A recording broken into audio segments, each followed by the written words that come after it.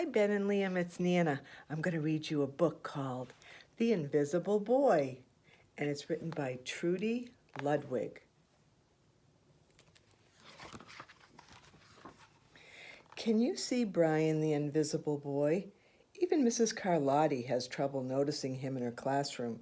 She's too busy dealing with Nathan and Sophie.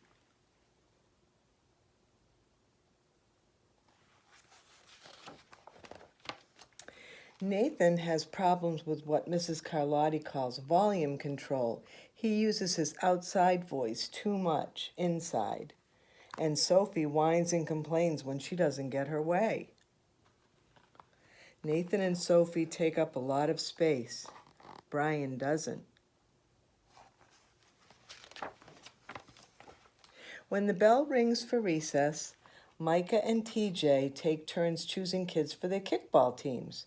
The best players get picked first, and then the best friends of the best players, then the friends of the best friends.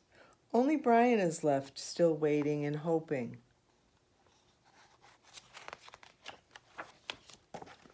JT glances in Brian's direction and just as quickly looks away.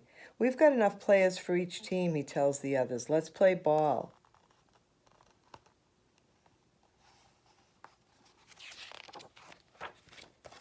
In the cafeteria, Madison and her friends talk about her birthday party. The rope swing over the pool was awesome, said JT. Yeah, so was the water slide, adds Fiona. That was the best pool party ever. I'm so glad you guys had fun, said Madison. Everybody did except Brian. He wasn't invited.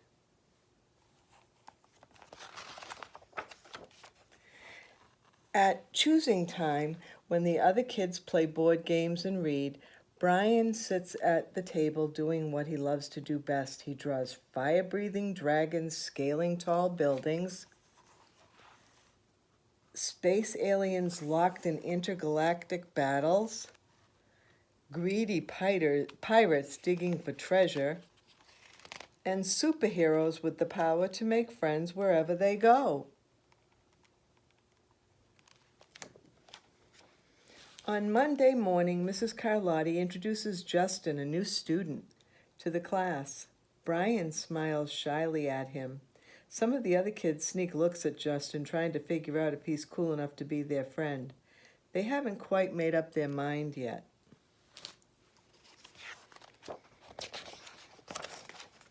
At lunch, Madison and JT watch Justin eat with chopsticks. What's that? Asks Madison as she points at Justin's food. It's bulgogi. Bull what? Bulgogi. It's Korean barbecued beef. My grandma made it for me and it's really good. Do you want to try some? There's no way I'd eat bulgogi.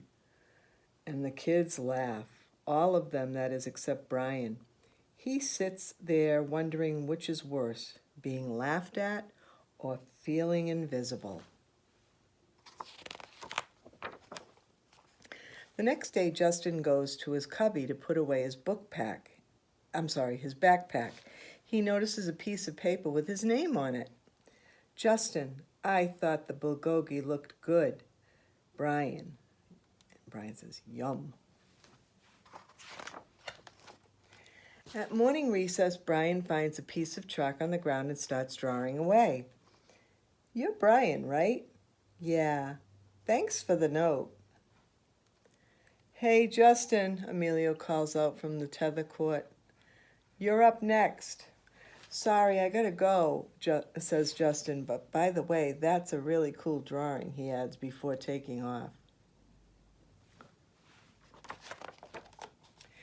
Back in class, Mrs. Carlotti asks the kids to team up in twos or threes for a special project. The kids scurry around the room to pair off, and Brian heads towards Justin. I'm already with Justin, said Emilio. Find someone else. Brian looks at the floor, wishing he could draw a hole right there to swallow him up.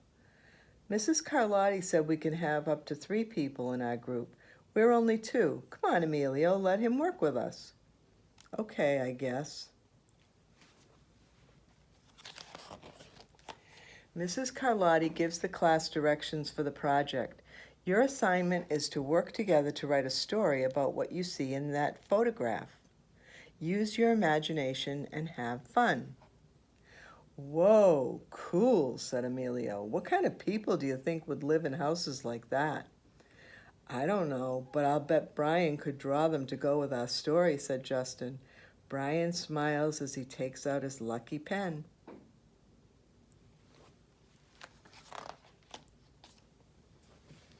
They're all working on their project together. And then they stand at the blackboard and it says, "The crooked story we made up on the spot."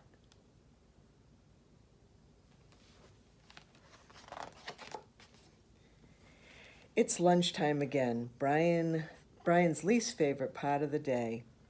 Another 20 long minutes of kids talking and laughing with everyone else but him. "Brian," he hears someone shout. "Hey, Brian, over here."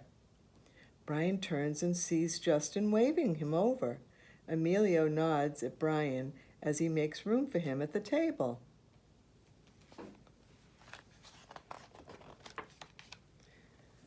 Justin says, "Cookie?" And Brian says, "Thanks." Maybe, just maybe, Brian's not so invisible after all. The end. I'll make another story too, and I'll send it to you shortly. Love you, and I miss you both so, so much. Nana.